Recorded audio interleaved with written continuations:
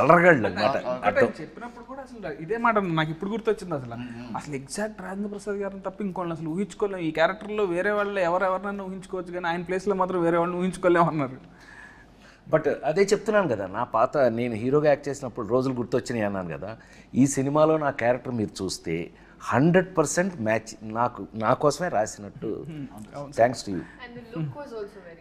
అవును. అండ్ ఇంకోటి నీకు లుక్ నచ్చింది. లుక్ ట్రాన్స్ఫర్మేషన్ సార్, అసలు ఒక జనార్దన్ సున్నిపెంట నుంచి జాన్ స్నోకి ఎలా మారారు అనేది ఇవన్నీ వాళ్ళు చూస్తారు రేపు. నువ్వు సీక్రెట్లన్నీ బయట చెప్పు. And especially our first scene where we interact, చాలా నాకు బాగా నచ్చింది. ఫ్రాంక్లీ స్పీకింగ్, శ్రీలీలతో నేను నెంబర్ ఆఫ్ ఫిల్మ్స్ చేస్తున్నాం.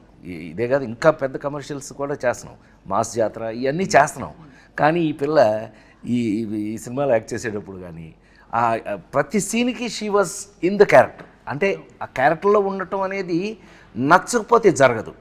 ఏ యాక్టర్కైనా మనకు నచ్చందే ఆ సీన్లో ఉండం మనం. బట్ ఈ పిల్ల మాత్రం టోటల్గా క్యారెక్టర్లోనే ఉంది ఈ సినిమాలో. చాలా అంటే చాలా ఇష్టపడి చేసింది అని అనుకోవచ్చు మనం. డెఫినెట్గా బాగా రిలేట్ అయింది క్యారెక్టర్ చాలా. శ్రీలీల దగ్గర ఒక స్పెషల్ ఒకే ఒక అభిప్రాయం చెప్తా, ఈ పిల్లకి ఇష్టమైతే బాగా యాక్ట్ చేస్తుంది. చాలా ఇన్వాల్వ్ అయ్యి. Anyway sir. అండ్ ఇప్పుడు లీలా అంటే, లీలా నువ్వు చెప్పినట్టే నాకు ఫస్ట్ టైం మనం అప్పుడు మీ షూటింగ్ అప్పుడు కలిసినప్పుడే నాకు చాలా ఫ్రెండ్ లాగా అనిపించావు అండ్ వెరీ కంఫర్టబుల్ అనిపించింది.